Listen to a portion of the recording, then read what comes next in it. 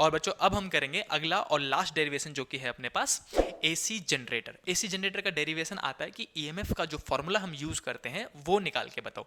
तो बच्चों यहाँ पे मैंने ऑलरेडी डायग्राम बना रखा है। डायग्राम में क्या है कि एक आपको नॉर्थ पोल लेना है, एन लिख दिया, और दूसरा साउथ पोल लेना है, और नॉर्थ पोल में से मैग्नेटिक फील्ड निकलता हुआ दिखा दो साउथ पोल की तरफ। ये जो ब्लू कलर की लाइंस है वो हमने मैग्नेटिक फील्ड दिखा रखी है। इसके बीच में एक ऐसे करके बहुत सारे नंबर ऑफ टर्न्स वाला एन टर्न्स मान लो, एक कॉइल ले लिया, रेक्टेंगुलर कॉइल ले लिया, बीच में से एक रॉड निकाला और रॉड पे लगा दिए दो रिंग्स। इन रिंग्स को बच्चों स्लिप रिंग्स कहते हैं। क्या कहते हैं? Slip rings. और ये जो वायर है, कॉइल है, उसमें से दो वायर निकलेगी। इन दोनों वायर को यहाँ पे कनेक्ट कर दिया एक एक करके। और ये जो बच्चों ऐसे करके मैंने जिग जिग बना रखा है ना, इसको हम कहते हैं कार्बन ब्रशेस। Carbon brushes. तो बच्चों अगर कार्बन ब्रशेस आपको याद हो तो लिख देना, वरना जितने आपको लेबलिंग याद हो उतने लिख सकते हो, कोई दिक्कत नहीं है। और ये आर्मेचर कॉइल है हमारे पास। और यहाँ से बच्चों इस रॉड से हम इसको घुमा रहे होते हैं, ऐसे करके आप घूमता हुआ सिंबल दिखा देना। कितने से घुमा रहे हैं? ओमेगा की स्पीड से घुमा रहे हैं। ओमेगा मतलब होता है एंगुलर स्पीड, उससे हम घुमा रहे हैं। अब मुझे करना क्या है कि मुझे पता है जब मैं इसको बार बार घुमाऊंगा तो इसके अंदर से फ्लक्स चेंज होगा, और फ्लक्स चेंज होगा तो इसमें करंट इंड्यूस हो जाएगा। उस करंट का या फिर ईएमएफ का, वोल्टेज का फॉर्मूला निकालना होता है। कैसे निकालोगे? तो उसका डेरिवेशन मैं आपको करके दिखाता हूँ। देखो आप बोलोगे ये जो इंडक्शन का काम है वो हमें फैराडे साहब ने सिखाया था। तो according to Faraday's law, Faraday साहब से ही हम स्टार्ट करते हैं इस डेरिवेशन को। अकॉर्डिंग टू फैराडेज लॉ हमें पता है कि उन्होंने कहा था ईएमएफ या फिर वोल्टेज कुछ भी लिख सकते हो आप। तो ईएमएफ का फॉर्मूला मैं लिख रहा हूँ माइनस के N d phi by d t, ये फॉर्मूला उन्होंने दिया था। अब देखो बच्चों यहाँ पे ईएमएफ और वोल्टेज कुछ भी लिख सकते हैं, तो ईएमएफ लिख रहा हूँ मैं इस बार, ठीक। अब यहाँ पे इसी के आगे इसको इक्वेशन नंबर 1 कह दो, और आप लिखोगे सिंस हम जानते हैं कि जो फ्लक्स होता है, फ्लक्स, मैग्नेटिक फ्लक्स फाई, उसका फॉर्मूला होता है बच्चों बी ए कॉस थीटा, है ना। ये बचपन से पढ़ा हुआ आपने, B A cos theta formula पढ़ा होगा। इसी को वापस इसमें रिप्लेस करेंगे, लेकिन थोड़ा सा चेंज करेंगे। पहले हमने बोला फ्लक्स का formula B A cos theta होता है, तो फ्लक्स का फ्लक्स, बी का बी, ए का ए, कॉस थीटा की जगह में आप ओमेगा टी लिखते हो। कितना लिखते हो? Omega T. पूछो क्यों? क्योंकि बच्चों ओमेगा का ही फॉर्मूला होता है theta by t. Angular speed equal to में एंगुलर डिस्प्लेसमेंट अपॉन में टाइम। अब मुझे ये थीटा निकालना था। देखो यहाँ पे थीटा था ना, कॉस थीटा। थीटा को हटा के अगर मैं थीटा निकालूं तो ये टी डिवाइड में इधर जाएगा तो मल्टीप्लाई में, तो ओमेगा इंटू में टी को ही थीटा लिखा जाता है, इसीलिए हमने ये रिप्लेस कर दिया। अब इसको पुट कर दो इक्वेशन 1 में by putting in equation number 1। Equation number 1 यानी कि इस वाले में पुट कर देंगे।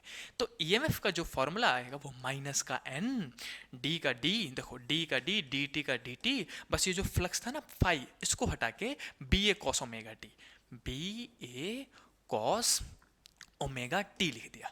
अब देखो बच्चों मैग्नेटिक फील्ड और एरिया, इस कॉइल का एरिया और यहाँ से निकलने वाली मैग्नेटिक फील्ड तो कांस्टेंट है, वो चेंज होगी नहीं बार बार। चेंज क्या हो रहा है? एंगल चेंज हो रहा है बार बार। तो बी और ए को बाहर निकाल दो, तो ई इजकल टू में माइनस का एन, बी और ए भी बाहर आ जाएगा, कॉस ओमेगा टी का डिफरेंशिएशन होगा डी टी के साथ। अब कॉस थीटा का डिफरेंशिएशन क्या होता है? माइनस का साइन थीटा, और फिर चेन रूल लग के थीटा का भी डिफरेंशिएशन होता है। मैं आपको थोड़ा सा समझा देता हूँ, बाकी तो आप याद कर लेना। इसी को स्लाइड करके हम यहीं पे डेरिवेशन कर ले रहे हैं। रुको, अब बच्चों हम लिखेंगे यहाँ पे डिफरेंशिएशन। मैं आपको डिफरेंशिएशन बता देता हूँ, आप यहाँ लिखना चाहो तो लिख देना। कॉस ओमेगा टी है बच्चों यहाँ पे, अगर मैं इसका डी बाई डी टी के साथ डिफरेंशिएशन करूँ तो कॉस थीटा का डिफरेंशिएशन होता है पहले तो माइनस का साइन थीटा। तो थीटा में क्या था? ओमेगा टी, तो पूरा लिख दिया हमने, और फिर चेन रूल लगता है मल्टीप्लाई में। देखो पहले पूरे कॉस थीटा का डिफरेंशिएशन साइन थीटा, और फिर सिर्फ एंगल का ओमेगा टी का भी डिफरेंशिएशन होगा। ओमेगा टी का डिफरेंशिएशन करोगे डी बाई डी टी से, ओमेगा टी का भी डिफरेंशिएशन होगा। तो बच्चों ओमेगा बाहर निकल जाएगा, डी टी से डी टी कट जाएगा। तो आप ये लिख सकते हो कि अगर मैं कॉस ओमेगा टी का डी बाई डी टी से डिफरेंशिएशन करता हूँ तो वो माइनस का साइन ओमेगा टी, और इनटू में सिर्फ ओमेगा बचेगा। इस ओमेगा को मल्टीप्लाई मत कर देना, ओमेगा स्क्वायर मत करना, ये ओमेगा आगे आएगा आगे। देखो मैं बताता हूँ। तो ये हमें सिंस ये इतना पता है, ये बेसिक मैथ है, आपको पता होना चाहिए, और नहीं पता तो बच्चों बायो वाले सीधे सीधे याद कर लो, कोई दिक्कत नहीं है। हमने क्या किया? कॉस थीटा का डिफरेंशिएशन, पहले पूरे कॉस थीटा का डिफरेंशिएशन माइनस का साइन थीटा, और फिर सिर्फ थीटा का डिफरेंशिएशन ओमेगा टी को डिफरेंशिएट करते हुए डी टी से डी टी कटा, ओमेगा बाहर आ गया, ऐसे याद कर लेना, ठीक। तो अब इस इक्वेशन को मैं यहाँ से कैरी फॉरवर्ड कर रहा हूँ। हम लिखेंगे यहाँ पे ईएमएफ का ईएमएफ, माइनस का माइनस, एन का एन, बी का बी, और ए ये सब कुछ बाहर था तो इसको हमने बाहर लिख दिया। इस पूरे का D by d T of cos omega T लिखा जा सकता है ये माइनस का साइन ओमेगा टी इंटू में ओमेगा, तो माइनस का साइन ओमेगा टी इंटू में ओमेगा, ये हमने उस पूरे को रिप्लेस करके लिख दिया। अब इस माइनस माइनस से प्लस हो जाएगा, माइनस माइनस हो गया प्लस, और ये ओमेगा आगे ले आओ, तो बच्चों एन बी ए ओमेगा और साइन ओमेगा टी, ये है हमारा फॉर्मूला ईएमएफ का। और बच्चों यहीं पे देखो, यहाँ पे जो एन बी ए ओमेगा है, इसी को peak value of voltage E note कहते हैं। ई नोट मतलब होता है पीक वैल्यू। तो आप इसको हटा के ये भी लिख सकते हो, ई इज इक्वल टू में ई नोट साइन ओमेगा टी, और ये वाला फॉर्मूला बहुत बार यूज करते हो एसी में ना, तो वो यहां से निकलता है। क्या किया हमने, फेरेडे साहब से उठाया, फेरेडे साहब को कहा N d phi by d t, phi को खोल के B A cos theta, theta को हटा के ओमेगा टी, और फिर डिफरेंशिएट कर दिया बस।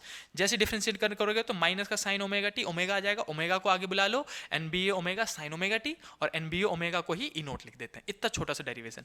कई बार बोल देते हैं करंट निकालो, ना हमको ईएमएफ नहीं चाहिए, करंट चाहिए। तो करंट में हमें ओम्स लॉ पता है कि V इज इक्वल टू में आई आर, तो जैसे V लिख सकते हैं वैसे E इज इक्वल टू में भी बच्चों आई आर लिख सकते हैं, क्योंकि V और E इस चैप्टर में भी बराबर माना जाता है। अब मुझे I निकालना है, तो I इज इक्वल टू में देखो, यहाँ से R मल्टीप्लाई में है, I के इधर आएगा तो डिवाइड में, तो हम लिख देंगे EMF अपॉन में रेजिस्टेंस, और EMF तो हमने निकाल रखा है, तो इसी को कैरी और करते हुए E को हटा के लिख सकते हो E naught sine omega t. E की वैल्यू कितनी थी, E naught sine omega t, तो वो पुट कर दिया, डिवाइड में रेजिस्टेंस, ये रहा मेरा करंट। और बच्चों इस चीज को ई नोट अपॉन में आर को ही हम आई नोट लिखते हैं। आई नोट मतलब क्या होता है, ई नोट बाय आर। तो एक लास्ट इक्वेशन ये भी लिख सकते हो आप, आई नोट, इसको हटा के पूरे को आई नोट और साइन ओमेगा टी, ये रहा हमारा करंट का फॉर्मूला। तो ये दो फॉर्मूले मैक्सिमम डिराइव करने के लिए आपसे कहे जा सकते हैं। तो आप चाहो तो अभी अगर समझ में आ गया तो तुरंत फिर से वीडियो को पॉज करो और जल्दी से एक बार लिख के देख लो। मैं इसको समराइज कर देता हूँ, छोटा सा कर देता हूँ, ताकि आपको एक ही बार में सब कुछ दिख जाए। ये रहा बच्चों, मैं हट जाता हूँ, जल्दी से आप चाहो तो इसका स्क्रीनशॉट ले लो और अभी इसको सॉल्व करके देख लो, ताकि ये हाथ बैठ जाए, और ये 2 या 3 नंबर में आ सकते हैं मैक्सिमम, तो ये अभी क्लियर ही हो जाएगा आपका। तो ये था पूरा डेरिवेशन। मैं इसको और छोटा कर देता हूँ, यहाँ पे नॉर्थ पोल साउथ पोल भी दिख जाएगा। ये रहा बच्चों, तो ये था पूरा कंप्लीट डेरिवेशन, जिसमें आपने एसी जनरेटर के ईएमएफ और करंट के फॉर्मूले निकाले। तो इस वीडियो में हमने किया पूरा complete transformer and AC generator.